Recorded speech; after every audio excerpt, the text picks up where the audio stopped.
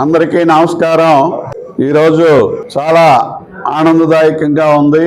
గత 7 సంవత్సరాల నుంచి Visakhapatnam Orissa connection Cheepurupalli railway bridge reconstruction చేయాలని యోచించిన తర్వాత 7.5 సంవత్సరాలు దీని కన్స్ట్రక్షన్ ఆగిపోయినటువంటి పరిస్థితి। ఎందుకు ఆగింది ఏంటి అనేటటువంటిది జవాబు చెప్పాల్సిన వాళ్ళు ఈవేళ బయట ఉన్నారు।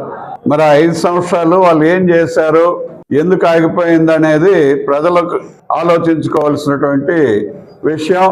ఎప్పుడు కూడా వైఎస్ఆర్ పార్టీ ప్రభుత్వం కానీ దాన్ని వైఎస్ఆర్ కాంగ్రెస్ అని పెట్టుకున్నారు। మరి వాళ్ళ పరిస్థితి ఎప్పుడు చూసినా ఏదో ఒక ఆలోచనలు ప్రజా రంజికంగా కాకుండా స్వలాభంతో కూడుకునేటటువంటి కార్యక్రమాలు ఏ విషయంలో కూడా ఉంటాయి అనేటటువంటిది ఉదాహరణ చీపురుపల్లి రైల్వే బ్రిడ్జ్ ఒకటి। ఎందుకంటే ఓ పక్కన బడ్డీలు, ఓ పక్కన ఇల్లులు, వీటిని ఏంటంటే ముసలెద్దు పేడేసినట్టుగా ముందుకెళ్ళనివ్వరు, వెనక్కి తీయనివ్వరు ఎవరు, వైఎస్ఆర్సీపీ నాయకులు। అది పడిపోదు, అలాగని లోనికి వెళ్ళదు, బ్రిడ్జి కార్యక్రమం జరగదు। దాంట్లో అనేకమైనటువంటి ఆలోచనలు, ఎవరి జోబులోదో ఏదో కొట్టేద్దాము అనేటటువంటి పరిస్థితితో దాన్ని 5 సంవత్సరాలు లాగి పీకి దాన్ని అక్కడ తీసుకొచ్చారు।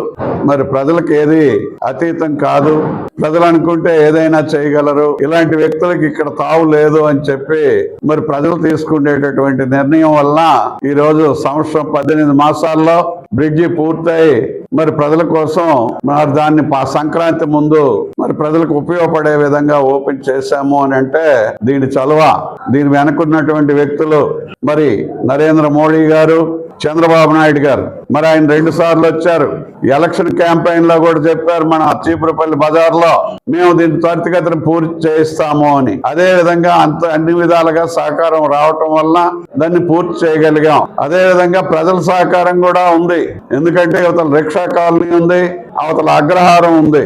మరి బ్రిడ్జి వలన వాళ్ళు ఏమవుతారు ఏంటి అనేటటువంటిది ట్రాఫిక్ పెరిగిన తర్వాత వాళ్ళని కూడా కూర్చోబెట్టి వాళ్ళతో మాట్లాడి మరి వాళ్ళందరినీ కూడా ఒక కొలిక్కి తీసుకొచ్చి ఎవరికి నష్టం లేకుండా 100 సంవత్సరాలు అయినా పోనటువంటి సిమెంట్ రోడ్ని రిక్షా కాలనీకి వేయించగలిగాం। అదే విధంగా ఇంకా అగ్రహారానికి కావాల్సినటువంటివి ఆ రోడ్డు వెడల్పు కావాలి, పోల్స్ తీయాలి అని అంటే ఆ పోల్స్ ని కూడా మరి పూర్తిగా అఫీషియల్స్ సహకరించారు, ఆ పోల్స్ ని కూడా షిఫ్ట్ చేశాం। అటుపక్కన ఉండే బడ్డీదారులు మరి వాళ్ళందరూ కూడా బడ్డీలు పోకుండా కొంచెం హైట్ తగ్గించాలి, మధ్యలో వే పెట్టాలి, స్తంభాలు మధ్యలో ఖాళీలాగా చేస్తే ఆ 10 మంది కూడా బతుకుతున్నారు।